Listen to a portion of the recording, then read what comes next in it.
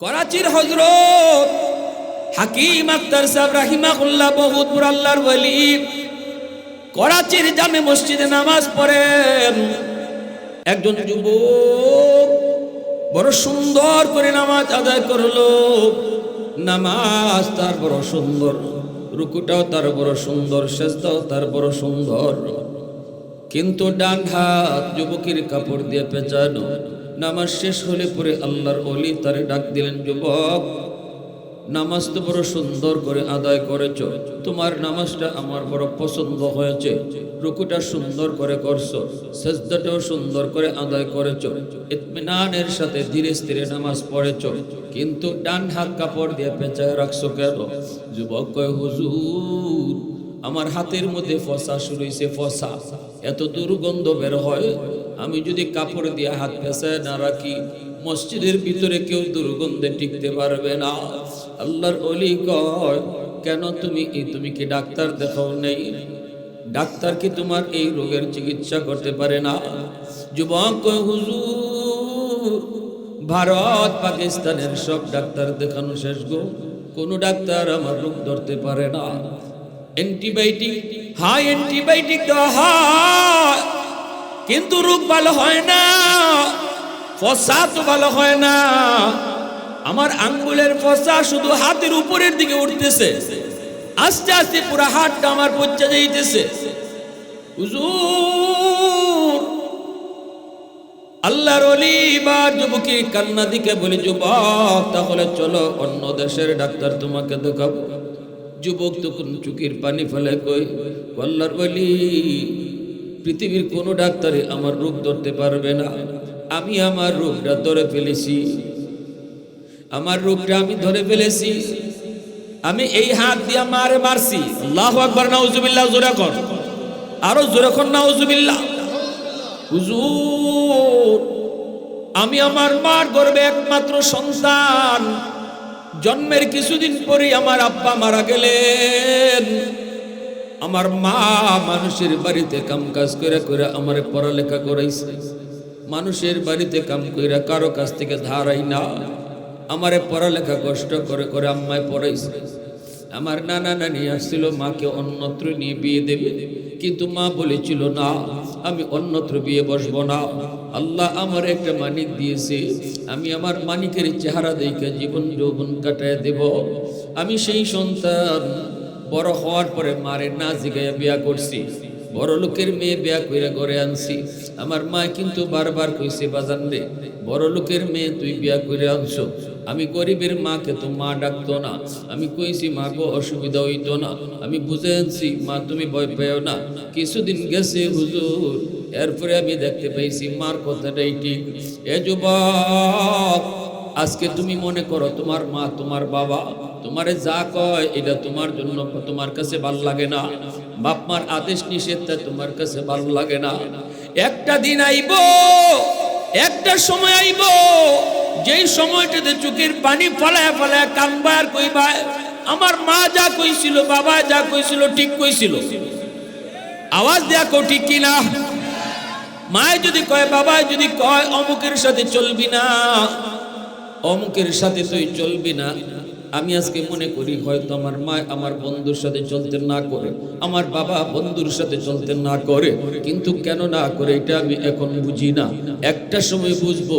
এখন যদিও আমি বাপ মার কথা মানতেছি না, বাপ মার কথা না মাইনে আমি বাপ মার অমান্য হয়ে চলতেছি, বুঝে আসবে রে যুবক, বুঝে আসবে।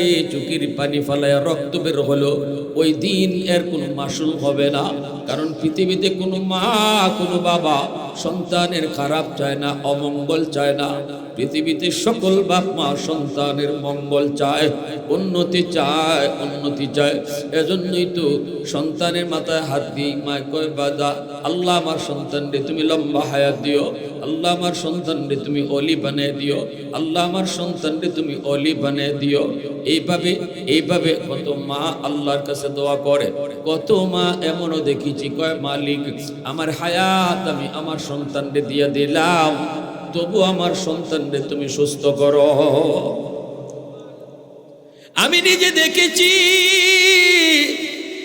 কত বাবা অসুস্থ সন্তানের কাদের মধ্যে লইয়া দৌড়ায় পাগলের মতো ডাক্তারের কাছে, চোখের পানি ধরে কয় আল্লাহ আমার হায়াত তোমার সন্তানরে দিয়া দিলাম, আল্লাহ তুমি আমার সন্তানের হায়াত বাড়ায় দিও।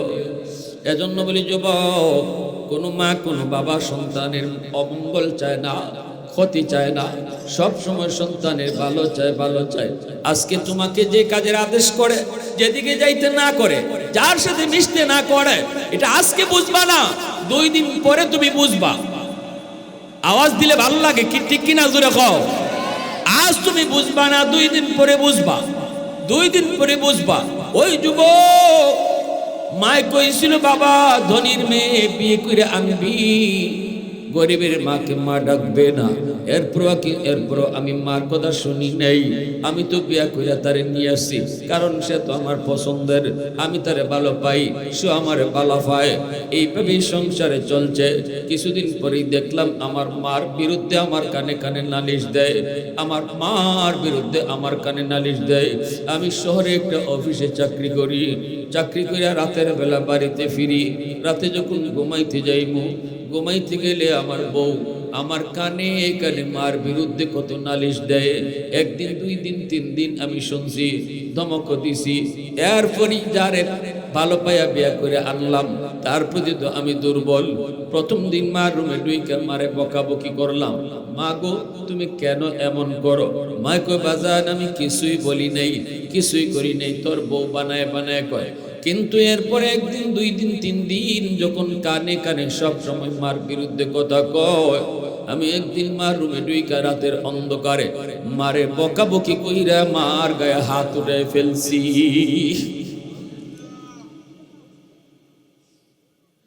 যেই মাত্র মার গায়ে হাত উঠাইছি, মা চিৎকার দেয়া কয় বাজান তোর মুখের দিকে তাকাইয়া মা বাবা ভাই বোন সব ত্যাগ করছি,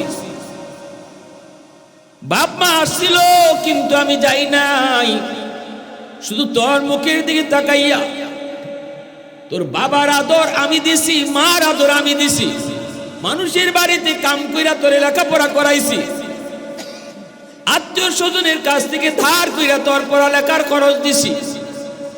এই হাত দিয়ে তুই আজকে আমারে মারছো, এই হাতটা মা চুমায়া চুমায়া বড় করছি, তোর এই হাতের মধ্যে মা হাজারো চুমা লেগে আছে, চুমা লেগে আছে। আজকে এই হাত দিয়ে বুঝি তুই মারে মারছ, আল্লাহ যেন তোর এই হাতটা ফসায়া দেয়। হুজুর যেই মাত্র মা এই বদ্ধ করছে, আল্লাহ যেন তোর হাত ফসায়া দেয়।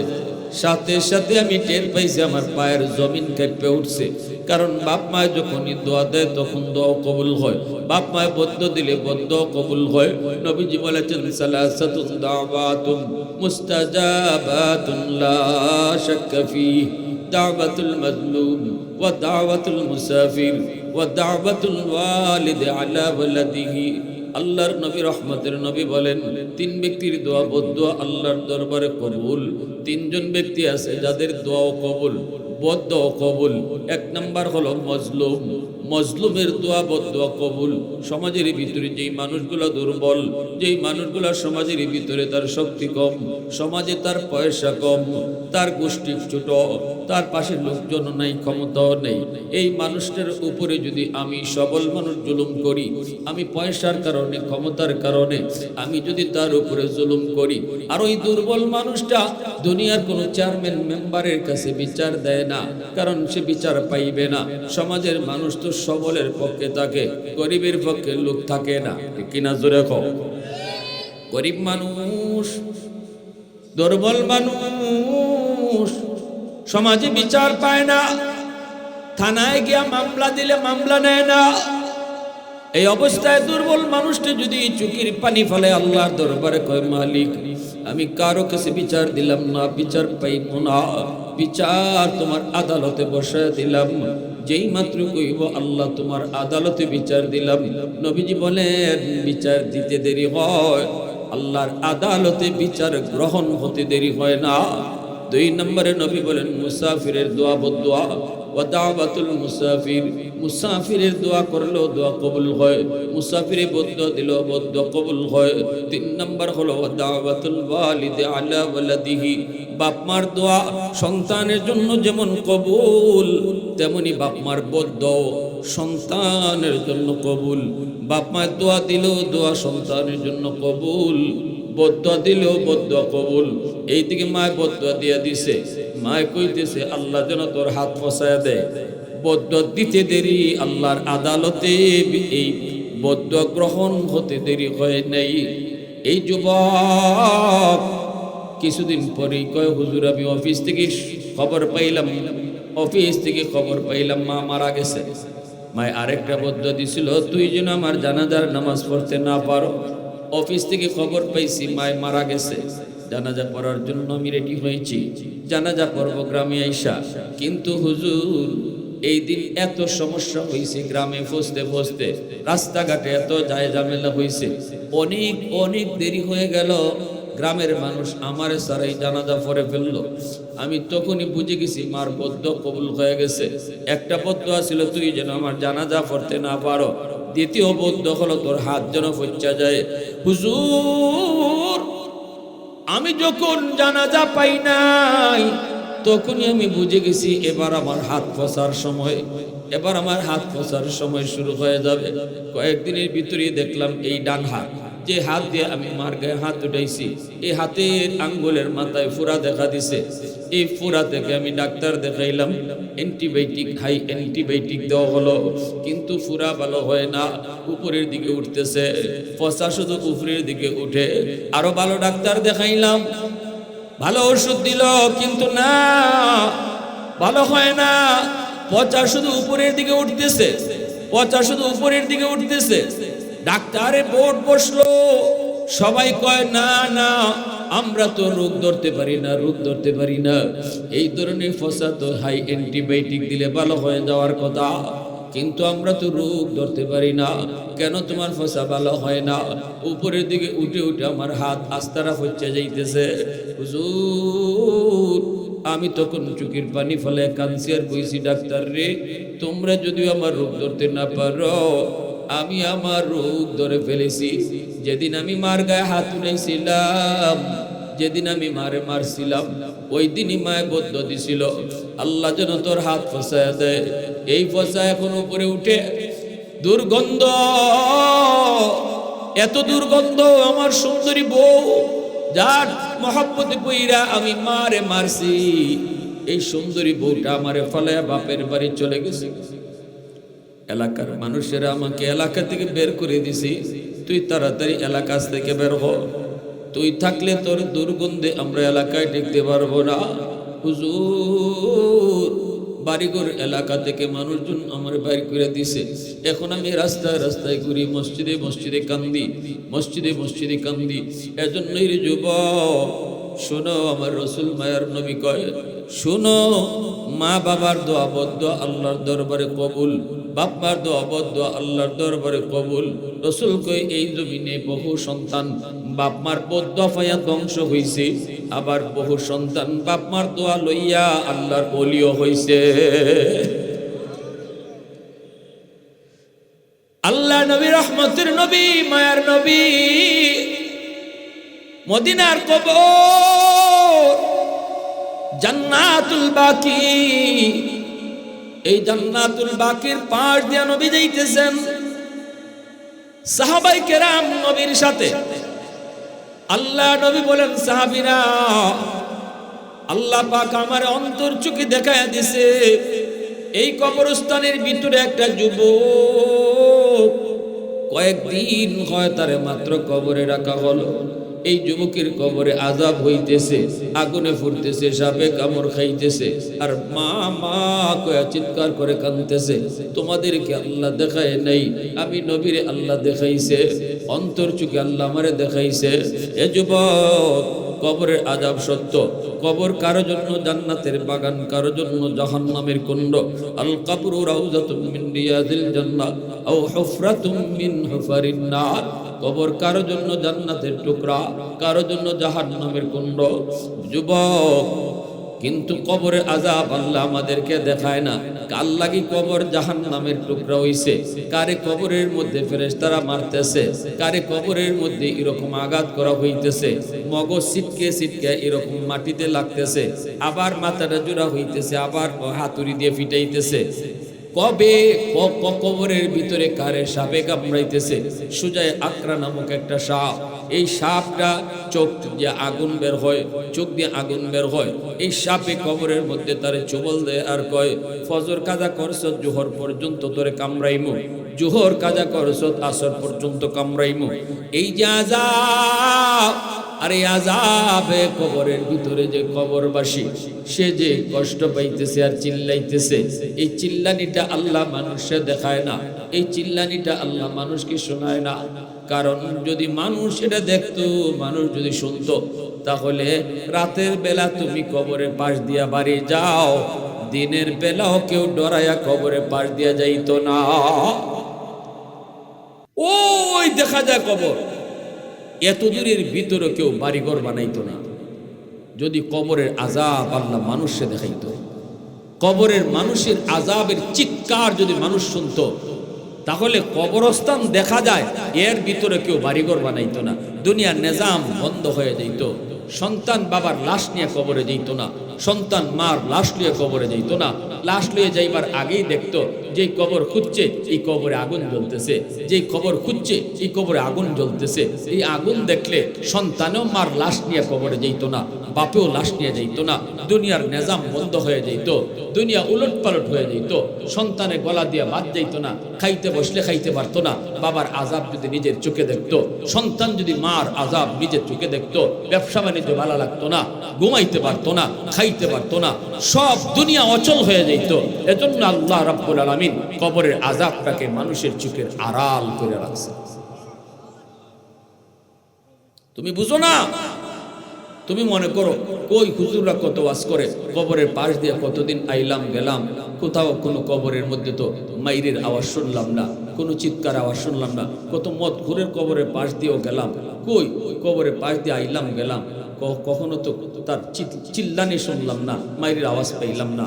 আল্লাহ পাক এটা আড়াল করে রাখছে যেন দুনিয়ার নিজামটা ঠিক থাকে, বন্ধ না হয়। আল্লাহ তার নবীরে দেখাইছে, আল্লাহ তার কারে দেখাইছে? নবীরে দেখাইছে। আল্লাহর নবী সাহাবায়ে কেরামকে বলে, সাহাবীরা শোনো, ও সাহাবীরা শোনো, এই কবরের ভিতরে যুবকের আযাব, আমি রহমতের নবী কবরের পাশ দিয়ে চলে যাব, আর যুবকের আযাব হবে, হয় না। এটা রহমতের নবী আমি, হয় না। আমি তার জন্য একটু সুপারিশ করব, হাত উঠাবো, আল্লাহর দরবারে একটু কানব, তোমরা আমার সাথে আমিন আমিন বলবা। সাহাবায়ে কেরাম তো আযাব দেখতেছেন না, দেখতেছেন নবীজি। সাহাবায়ে কেরাম হাত উঠাইছেন, নবীজি হাত উঠাইছেন। নবীজি হাত উঠাই কর, মালিক, ও মালিক, তুমি তো আমাকে রহমতের নবী বলেছ, রহমতের নবী যদি কবরের পাশ দিয়ে যায় আর কবরের মধ্যে যদি আযাব চলে, হয় না মালিক, হয় না, হয় না। আল্লাহ তোমার কাছে সুপারিশ করি, যুবকের আযাবটা বন্ধ করো, আল্লাহ তুমি যুবকের আযাবটা বন্ধ করো। এমনি সাহাবীরা বলে আমিন আমিন, আল্লাহ তুমি কবুল করো। কিন্তু আযাব বন্ধ হয় নাই, যুবকের আযাব বন্ধ হয় নাই। নবীজি আবারও হাত উঠাইছে, যুবক একটু দিলটা নরম করে ঘটনাটা শোনো। কারে তুমি কষ্ট দিতেছো? কোন মার চোখ দিয়ে তুমি পানি ফলাইতেছো? কোন বাবারে ধমক দিয়া কথা কইতেছো? একটু খেয়াল করে শুনো। হাজারো আব্দুল কাদের জিলানীরে তুমি দাওয়াত কইরা ঘরে খাওয়াইবা, লাভ হইতো না। আমার নবী রহমতের নবী হাত উঠাইছে, আল্লাহ এই যুবকের আযাব তুমি বন্ধ করো। সাহাবীরা আমিন বলছে, কিন্তু আযাব বন্ধ হয় না। নবীজি আবার হাত উঠাইছে, আল্লাহ আযাব বন্ধ করো। সাহাবায়ে কেরাম আমিন, কিন্তু যুবকের আযাব বন্ধ হলো না। আবারও নবী হাত উঠাইছেন, সাহাবায়ে কেরাম আবারও আমিন বলছেন, কিন্তু আযাব বন্ধ হলো না। তিনবার হাত উঠানোর পরেও যখন নবীর সুপারিশ কবুল হয় না, তখন নবী জানতে চায়, মালিক সমস্যা কোন জায়গায়? আমি কি কোনো ভুল করলাম নাকি গো? আমার হাতের দাম কি তোমার দরবারে কমে গেছে?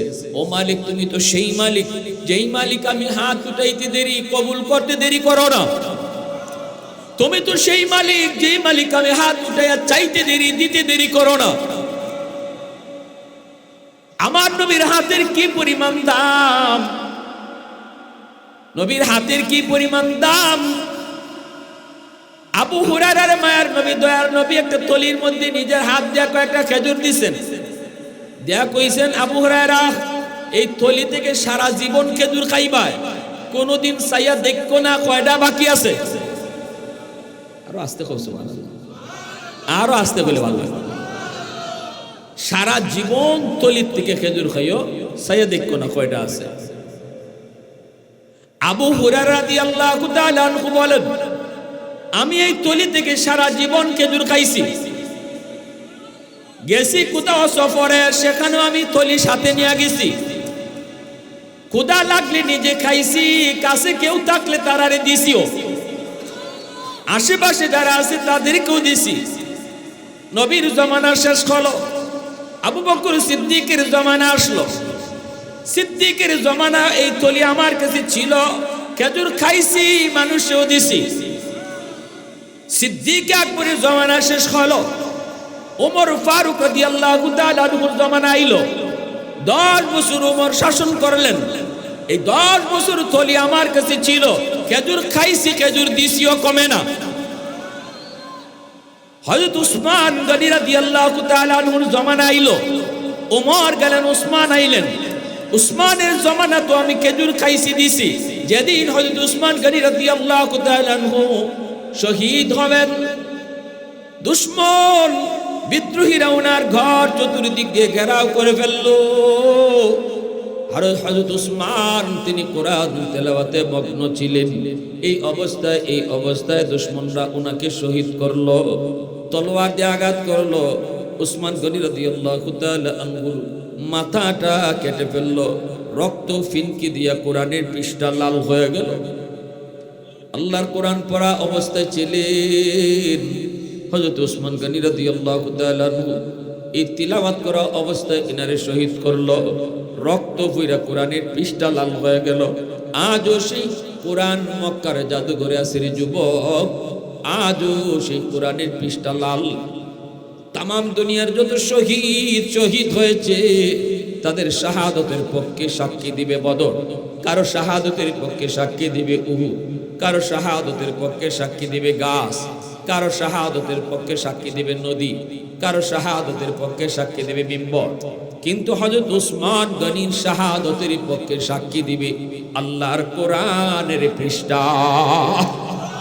उस्मान तेरा नाम से इस्लाम रहेगा, उस्मान तेरा नाम से इस्लाम रहेगा, दुनिया की सखावत में तेरा नाम रहेगा, दुनिया की सखावत में तेरा नाम रहेगा, हैदार तेरा नाम से इस्लाम रहेगा, दुनिया की शजाअत में तेरा नाम रहेगा, मुआविया तेरा नाम से इस्लाम रहेगा, दुनिया की सियासत में तेरा नाम रहेगा, दुनिया की सियासत में तेरा नाम रहेगा। আবু হুরায়রা রাদিয়াল্লাহু তাআলা আনহু বলেন, যেই দিন হযরত উসমান গনি শহীদ হলেন, মদিনার ভিতরে হইচই শুরু হয়ে গেল। খবর পেয়ে মদিনার মানুষজন সবাই ঘরবাড়ি সেইরা উসমানের শাহাদতের এই খবর পেয়ে পাগলের মতো ঘর থেকে বের হলো। আমি আবু হুরায়রাও তখন পাগলের মতো বের হইয়া দৌড় দিছিলাম। তখন আমার ওই থলিটা কোথায় পড়ছে আর পাই নাই। সুবহানাল্লাহ কয় না ভাই? যেই থলি থেকে আমি নবীর যুগ, আবু বকরের যুগ, ওমরের যুগ, উসমানের যুগ পর্যন্ত আমার নবীর হাতের ছোঁয়া লাগছিল খালি, এই থলি থেকে খেজুর নিজেও খাইছি, মানুষও দিছি। তাহলে নবীর হাতের দাম আসেনি না? ওই নবী বলেন, মালিক আমার হাতের দাম কি কমে গেল? আল্লাহ, সমস্যা কোন জায়গায়? আমি কি কোনো ভুল করেছি? আল্লাহ পাক কয় না বন্ধু, তুমি কোনো ভুল করো নাই, তোমার কোনো দোষ নাই, তোমার হাতের দামও কমে নেই। গন্ডগোল হলো এই যুবক, যেই যুবক কবরে শুয়ে রইছে, যারে জাহান্নামের আগুনে জ্বালাইতেছে, যারে সাপে কামড়াইতেছে, যে মা মা করে চিৎকার করে কাঁদতেছে। সমস্যা হলো ওই যুবকের, এই যুবকের মা এখনো দুনিয়ায় জীবিত আছে। মার কলিজায় অনেক ব্যথা, মারে দুনিয়ায় থাকতে অনেক কষ্ট দিছে, মার কাছ থেকে মরণের আগেও মাপ নেই নেই, মারে খুশি করে কবরে যায় নেই, মার কলিজায় ব্যথা, ব্যথার জায়গায় রয়ে গেছে। সন্তান কবরে চলে আসছে। আমি আল্লাহ সিদ্ধান্ত নিয়েছি, যতদিন পর্যন্ত তার মা তারে মাফ না দিব, আমি আল্লাহ তুমি রসুলের সুপারিশও কবুল করব না। এইবার তুমি মারে বাবারে কষ্ট দিয়ে আব্দুল কাদের জিলানীর ঘরে এনে দাওয়াত খাওয়াও। একজন দুইজন না, হাজার আব্দুল কাদের জিলানীর ঘরে আনো। তারা সবাই মিললে যদি তোমার জন্য সুপারিশ করে, লাভ হইতো না। কারণ হাজার আব্দুল কাদের জিলানী এক জায়গায় জমা করলো আমার নবীর পায়ের দুলার সমান না। অত না করলে নবীর পায়ের দুলার সমান হবে না। অতএব নবীর সুপারিশটা যেখানে আল্লাহ কবুল করলো না, আব্দুল কাদের জিলানীর সুপারিশও কবুল করবে না, মঈনুদ্দিন চিশতির সুপারিশ আল্লাহ কবুল করতো না। যদি বাপ মা খুশি হয় তবেই আল্লাহ খুশি হবে, বাপ মা যদি মাপ দেয় তবেই আল্লাহ মাপ দিব, বাপ মায় মাফ না দিলে আল্লাহ মাফ দিত না। এজন্য আল্লাহ কইছে দোস্ত, ওই মারে খবর দাও, মায় যখন মাপ দিব আমি আল্লাহ তখন তার আযাব বন্ধ করব। আহা হারে, কি কষ্টটা এটা করছে এই মায়। তিনটা কঠিন কঠিন কষ্ট। এক হইল যতদিন পেটে ছিল, আল্লাহ তিনটা কষ্টের কথা উল্লেখ করছে, পেটে ছিল যতদিন। দ্বিতীয় কষ্ট হইল মা যখন দুধ খাওয়াইছে, ঠিক না? আরেকটা প্রসব বেদনা, প্রসব বেদনার কষ্ট, পেটে নিল, প্রসব বেদনা, দুধ খাওয়ানি। এই তিনটা টাইমই মা একা করে, মার সাথে বাপের কোনো শরীক নেই, ঠিক না? নি নাকি তা আপনারা কোলাউরা 6 মাস মায় রাখুন পেটো আর 6 মাস বাপে রাখুন? ভাগ আছে নাকি? দুধ যে খাওয়ায় মায় তো একলাই খাওয়ায় না, বাপেও রাত্রে খাওয়ায়। এটা শুধুমাত্র মান না, হ্যাঁ? ডেলিভারির যন্ত্রণা এটাও শুধু মাই টের পায়। কত মা পেটে সন্তান থাকা অবস্থায় খাইতে পারে না, বমি কইরা দেয়। খাওয়ানো খালি বইছে এমনি, পেটের সন্তানে পেটো লাথি মারছে।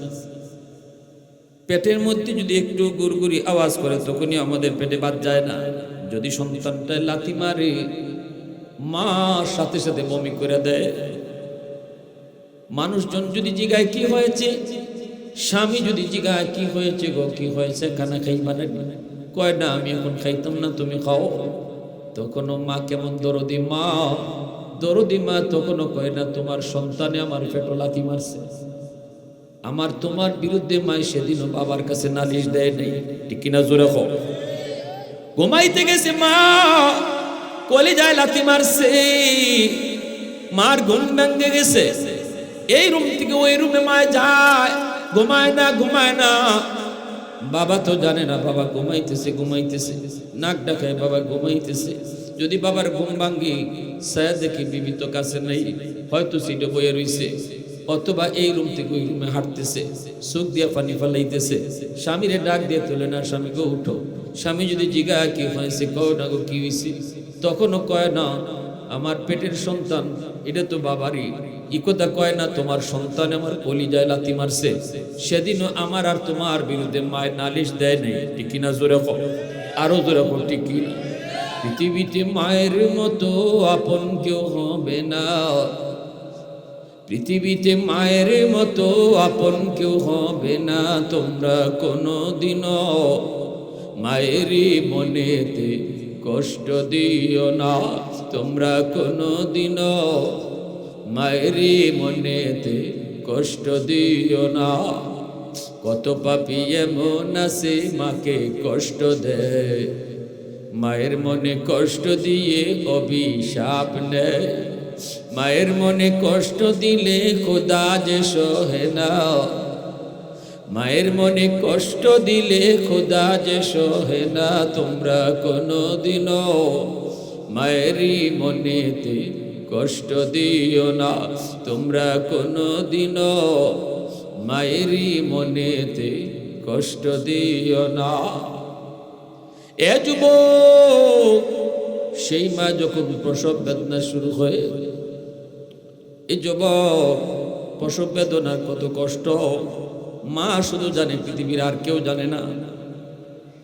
এত ব্যথা, হসপিটাল নিয়ে গেলে পরে তার ইঞ্জেকশন দেয়, হসপিটাল নিলে পরে ইঞ্জেকশন দেয়। এই ইঞ্জেকশনটা কিসের ইঞ্জেকশন জানো নি? এই ইঞ্জেকশনটা পৃথিবীতে একমাত্র এই ইঞ্জেকশনটাই যেটা যন্ত্রণা আরো বাড়ায়, ব্যথা আরো বাড়ায়। আমরা জানি ব্যথা যখন উঠে ইঞ্জেকশন দিয়ে ব্যথা কমানি হয়, কিন্তু প্রসব বেদনা, ওই বেদনায় যে ইঞ্জেকশন দেওয়া হয়, এই বেদনা ইঞ্জেকশনে আরো বাড়ায়। একজন এফআরসি ডাক্তার বলছে, হুজুর প্রসব বেদনার সময় একজন মার যেই পরিমাণ কষ্ট হয়, এই বেদনা, এই যন্ত্রণাটা যদি একজন যুবককে পুশ করা হয়, মুহূর্তের ভিতরে সে পাগল হয়ে বেহুশ হয়ে মাটিতে পড়ে যাইব, কিছুক্ষণের ভিতরে মারাও যাইতে পারে, বেহুশ হয়ে মাটিতে পড়ে যাইব। এত যন্ত্রণা যেই মা সইছে, এই মারে যুবকে মারছে। এজন্য আল্লাহ পাক কয়, দোস্ত, যতক্ষণ পর্যন্ত তার মা তারে মাফ না দিব, আমি আল্লাহ তারে মাফ দিতাম না। মায়ের নবী, দয়ার নবী সাহাবায়ে কেরামকে বললেন, সাহাবীরা দৌড়ায় যাও, যা তার মাকে আমার সালাম জানাও। সাহাবায়ে কেরাম যখন মহিলার সালাম জানাইলেন, মহিলা নবীর দরবারে হাজির। আল্লাহ নবী দাঁড়ায় রয়েছেন কবরের সামনে। নবীজি বলতেছেন, মা গো, কবরটা তুমি চিনোনি? মহিলাকে, নবী গো, চিনি, এই কবরটা হলো আমার সন্তানের কবর। আল্লাহর নবী বলতেছেন, মা, সন্তান বুঝি তোমার কষ্ট দেয়, সন্তান বুঝি তোমার অনেক যন্ত্রণা দিয়েছে, অনেক কষ্ট দিয়েছে, অনেক নির্যাতন করছে, এজন্য তোমার সন্তান কবরে আযাব ভোগ করতেছে। আল্লাহ পাক আমাকে অন্তর চোখে দেখাইছে গো মা। সাহাবায়ে কেরামদেরকে নিয়ে একবার না, দুইবার না, তিনবার তার জন্য আমি সুপারিশ করেছি, কিন্তু আল্লাহ আমার সুপারিশ কবুল করে না। আল্লাহ আমারে সাফ সাফ জানাই দিছে গো মা, যতক্ষণ পর্যন্ত তুমি তারে মাপ না দিবা, ততক্ষণ পর্যন্ত আল্লাহ তারে মাপ দিত না। এইবার মহিলা মাপ দিব কি দিব না চিন্তা করছেন? এই কথা কেন, মহিলা মাপ দিবি কি দিবি? একজন মা, একজন বাবা ছোটকালে বাপ মা সন্তানের জন্য কতটা কোরবানি করে, কতটা কোরবানি করে। এই সন্তান যখন মারে বাবারে কষ্ট দেয়, কি পরিমাণ ব্যথা পায় কলিজায়। কুমিল্লা শহরের একজন রিক্সাওয়ালা বাবা, এই রিক্সাওয়ালা বাবা সন্তানকে রিক্সায় নিয়ে নিয়ে স্কুলে যাইতো আইতো, মনের ভিতরে কত স্বপ্ন, সন্তান একদিন বড় হবে। এই ভালো করে শুনো, যে পরিমাণ গুনাহ জমিনে হইতেছে, যেই পরিমাণ গুনাহ জমিনে হইতেছে, যেই পরিমাণ গুনাহ। আজকে যদি আপনাদের এই এলাকার নাম কি, কাদিপুর গ্রামে যদি জরিপ করা হয়, জরিপে দেখবেন নমাজির থেকে বেনামাজি বেশি। ওগুলো হয় না বোঝার, সব নমাজি। জরিপ, গ্রামের জরিপ যদি করো, তাহলে দেখবা নমাজির থেকে বেনামাজি কম না বেশি? বেশি। বাজারও কুলাউরা, বাজারও গিয়ে হিসাব করো, বাজারে এই মাথা থেকে ওই মাথা পর্যন্ত প্রতিটা দোকানদারের হিসাব লো, দেখবা এই জরিপেও বেনামাজি দোকানদার বেশি, নামাজি দোকানদার কম। এবারও গড়ে যদি জরিপ করি, দেখা যাইব গড়ের মধ্যে যতজন সদস্য আছে, বেনামাজির সংখ্যা বেশি। আল্লাহ বলে, শোনো, এই জমিনে যে সন্তানগুলা বাপ মারে কষ্ট দিতেছে, যারা নামাজ পড়তেছে না, যারা গুনাহ করতেছে, এদেরকে জমিন গিলে ফেলার জন্য প্রতিদিন আমার কাছে আবদার করে, জমিনে আবদার করে। হাদিসে কুদসি, আলা কুল্লি ইয়াউমিন ওয়াল আরদু ইস্তাজিলু রাব্বাহু ওয়াল মালাইকাতু ইস্তাজিলু রাব্বাহু ওয়াল বাহরা ইস্তাজিলু রাব্বাহু। আল্লাহ পাক রব্বুল আলামিন বলেন, জানোনি প্রতিদিন জমিন আমি আল্লাহর কাছে আবদার করে। জমিনে কয়, মালিক অনুমতি দাও, বেনামাজির আমি গিলে ফেলবো, সুদকুর ঘুষকুর আমি গিলে ফেলবো। সন্তান, যেই সন্তানে বাপ মারে কষ্ট দেয়, যেই সন্তানে মার কলিজায় আঘাত দেয়, এই সন্তান নাফরমানটারে আমি গিলে ফেলবো। যেখানে দাঁড়ায় আছে এখানেই আমি তারে কবর দিয়ে ফেলবো। বাজার থেকে বাড়িতে যাইতেছে সুযোগ দিব না, আমি জমিন তারে গিলে ফেলবো। ও মালিক, আবতালি ইবনা আদম ফি কারি, অনুমতি দাও, আমি ওরে গিলে ফেলি, কবর দিয়া দিই। বেনামাজি আমার জমিনের উপর দিয়ে আর কতদিন হাঁটবে? এই মা বাবার অবাধ্য সন্তান, এই নাফরমান আমি জমিনের উপর দিয়ে আর কত চলবে? তার পায়ের আওয়াজ আমি আর কত শুনবো গো মালিক? মার কলিজায় ব্যথা দেয়, মার চোখ দিয়া পানি ফালায়, বাবার চোখ দিয়া পানি জড়ায়। এই নাফরমান রে আমি কতদিন জমিনে হাঁটতে দিব? অনুমতি দাও। আসবিরু ইলা মাতা আসবিরু, ধৈর্য ধরবো তো আর কতকাল ধৈর্য ধরবো? আল্লাহ পাক রব্বুল আলামিন কয়, এর জমিন আমি আল্লাহ দেখতেছি, এই জমিনের ভিতরে কত গুনাহ হয়, কত অত্যাচার হয়, কত জুলুম হয়, কত নাফরমানি হয়, কত সন্তান বাপ মার কলিজায় আঘাত দেয়। আমি দেখতেছি, সব দেখতেছি। আমি দেখতেছি এই জমিনের ভিতরে আমার নবীর নায়েবে নবী উলামায়ে কেরামের সাথে এই জমিনে কত জুলুম হয়। এরপর আমি কেন নগদ ধরি না জানোনি? কারণ আমি মানুষকে বড় আদর করে বানাইছি। আসমান আল্লাহ বানাইছেন কুন ফায়াকুন বইলা, জমিন আল্লাহ বানাইছেন কুন ফায়াকুন বইলা, ফেরেশতা আল্লাহ বানাইছেন কুন ফায়াকুন বইলা। কিন্তু আমারে আপনারে আল্লাহ পাক কুন ফায়াকুন বলে বানায় নাই।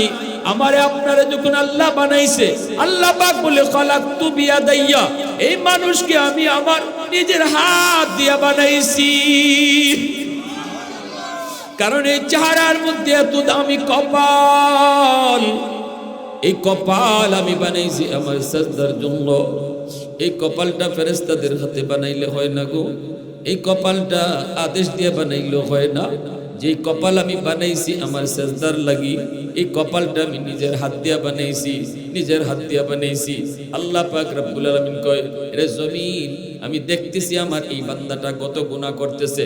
এরপর আমি অপেক্ষায় আছি কখন কোন মজলিসে যাইব, কখন কোন ওয়াজ মাহফিলে যাইব, কখন কোন জুম্মার বয়ানে যাইব, কখন কোন আল্লাহওয়ালার সোহবতে যাইব, যাইয়া চোখের পানিটা ফালায় কানবো। আমি আল্লাহ তার চোখের পানির ফালাইতে দেরি, তার গুনাহ মাফ করতে দেরি করব না। কখন কোথায় মা বাবার কদর বুঝবো? রাতে যাই মার কাছে মাফ চাই লিব, বাবার কাছে মাফ চাই লিব, মার কাছে বাবার কাছে মাফ চাইতে দেরি, আমি আল্লাহ তারা মাফ করতে দেরি করব না।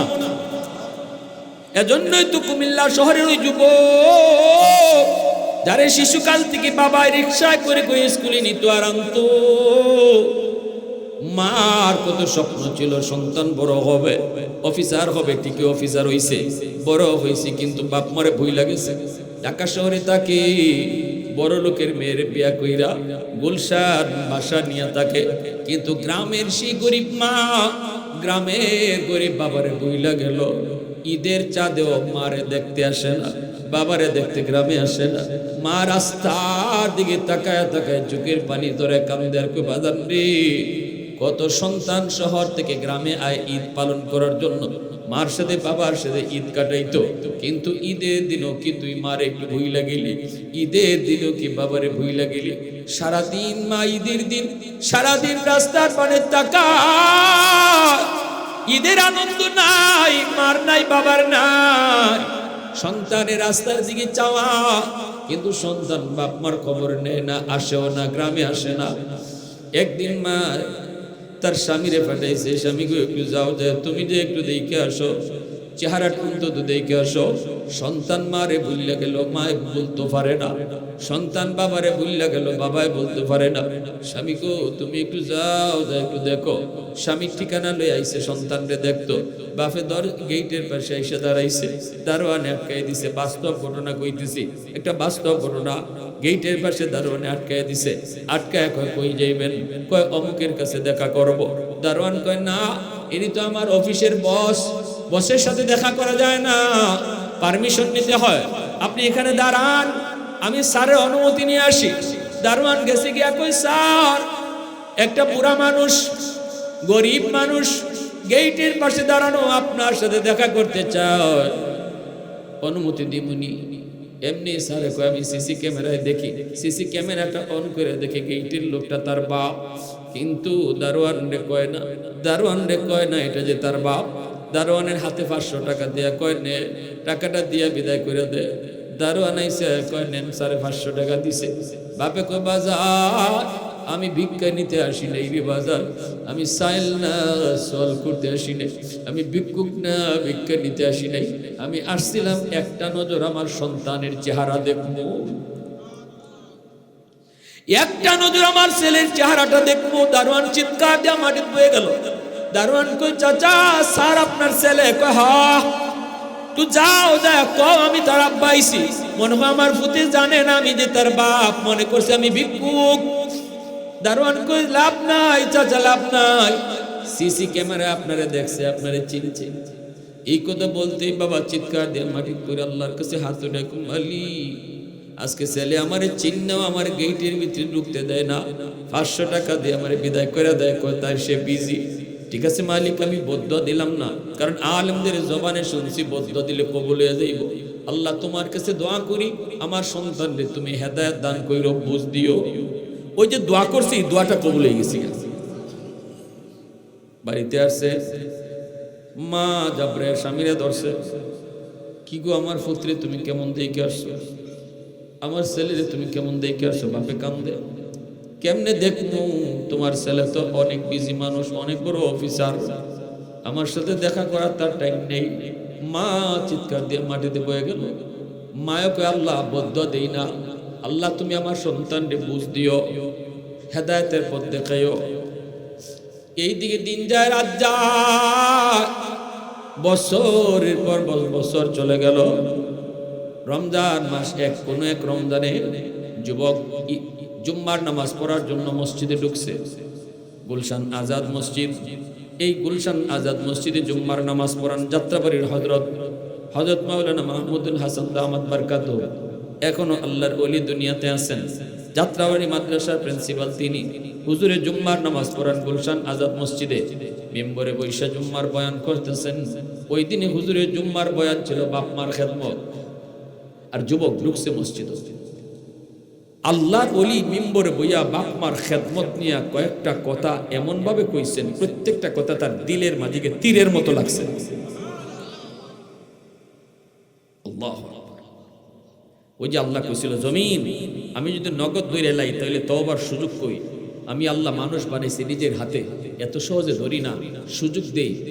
বাপ মার সাথে বেয়াদবি করতেছে, কোন একজন আলেমের কথা হইনা তার দিল নরম হইয়া যদি রাত্রিকে মাফ চাইলায়, তে তো মায় মাফ করে দিলে আমি আল্লাহ মাফ করে দেব। ধ্বংস যদি কইরা দেই তাহলে তার সুযোগ কই আর তওবা করে?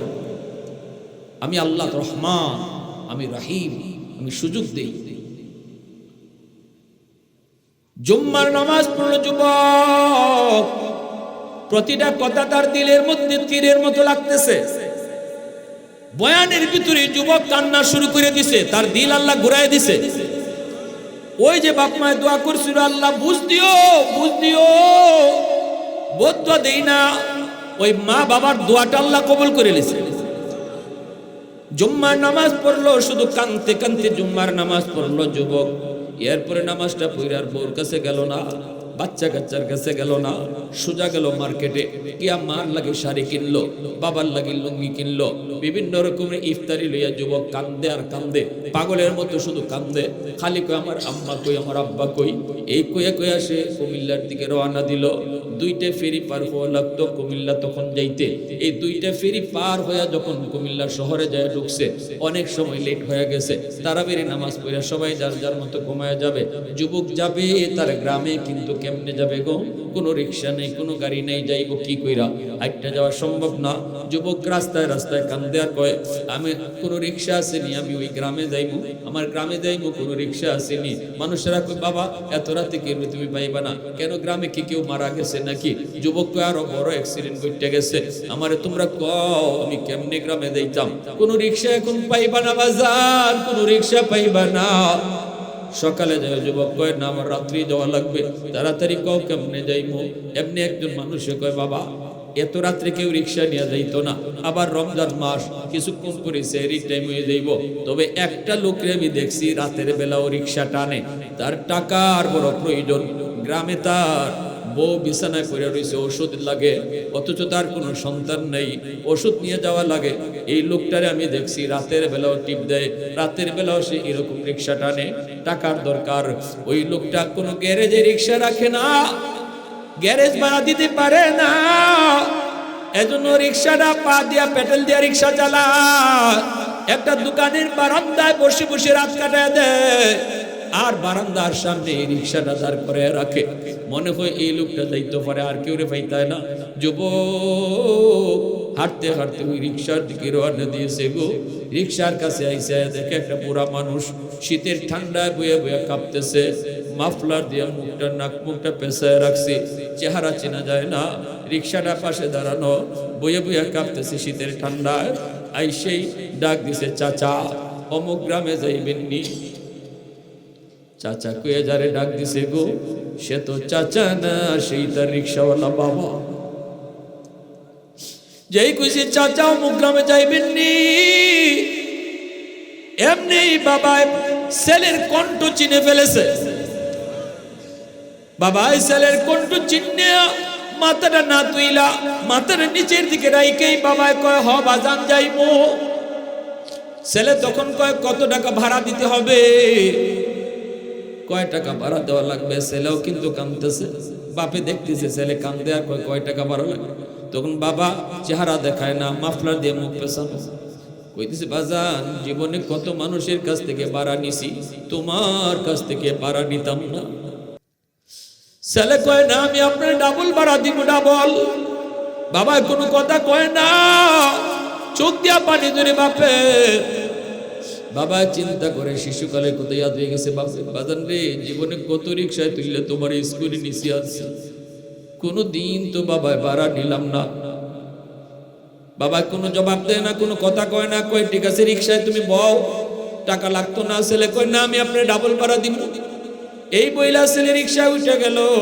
বাবা রিক্সা টানতেছে, লয়ে যাইতেছে। এইদিকে বাবা টের পাইছে ছেলে কান্দে, বাবা কান্না করে। ছেলে এই জিনিসটা টের পেয়ে জিজ্ঞাসা, বাজার ওই গ্রামে তুমি কেন যাইবা? কয়, আব্বা আম্মার কাছে যাই।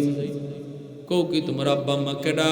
আমার আব্বার নাম অমুক, আমি আমার বাবার সাথে বেয়াদবি করছি, দীর্ঘদিন আমি বাপ মার সাথে সম্পর্ক রাখি নাই গো, জানি না আমার আব্বা আমার আম্মা দুনিয়াতে আসেনি না নাই, একটু তাড়াতাড়ি লইয়া যান, আমি মাপ চাইতে আইছি, আল্লাহ আমারে দুনিয়া আখিরাতে আল্লাহ ধ্বংস করে দিব।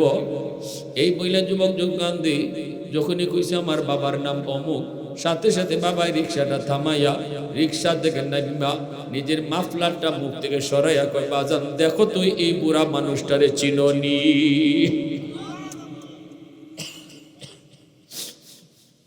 দেখো তো এই বুড়া মানুষটারে চিননি?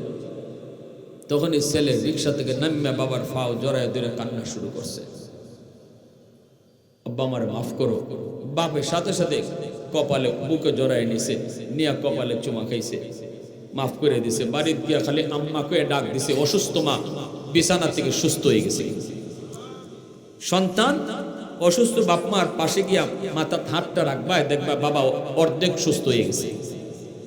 ডাক্তার পরে আনো। আল্লাহ রসুল কয়, যখনই বাবার কপালে হাতটা রেখে কইবা, আব্বা তুমি শরীরটা কেমন লাগে, ওই যে বাবার দিলটা খুশি হয়েছে, সাথে সাথে আল্লাহ তোমার উপর খুশি হয়ে গেছে। মার মাথার পাশে বৈশা মার কপালটাতে হাতটা রাইখে আম্মা শরীরটা কেমন লাগে, মা খুশি হয়ে যাইব। আল্লাহ রসুল কয়, আমি রসুল কইতেছি যে রসুল জীবনে মিথ্যা বলি নাই, সাথে সাথে আল্লাহ তোমার উপর খুশি হয়ে যাবে। এই দুনিয়াতে বাপ মারে খুশি করে যারা গেছে এরা ওলি হইছে। বাইজিদ বুস্তামি ওলি হইছে, ওয়াসকুরুনি আল্লাহর ওলি হইছে। এবং বড় বড় ওলি আল্লাহ এই জমিনে যতজন হইছে প্রত্যেকের পিছনে তার বাপ মার দোয়া ছিল। যাদের বাপ মা দুনিয়া আছে আজকে রাত্রি যে মাপ চাইতাম। আর যাদের বাপ মা দুনিয়াতে নাই, আবু দাউদ শরীফের একটা হাদিস, মান যারা কবর আবাওয়াইহি ফি কুল্লি জুমআতিন গুফিরা লাহু কুতিবা বাররান। জুম্মার দিন যদি সন্তান বাপমার কবর জিয়ারত করে তাহলে আল্লাহ এই সন্তানের যদি দুনিয়াত না বুঝে কষ্ট দিয়া থাকে, জুম্মার দিনের কবর জিয়ারতের উসিলায় আল্লাহ তারে মাফ কইরা বাধ্য সন্তানের তালিকাভুক্ত বানাই দেন।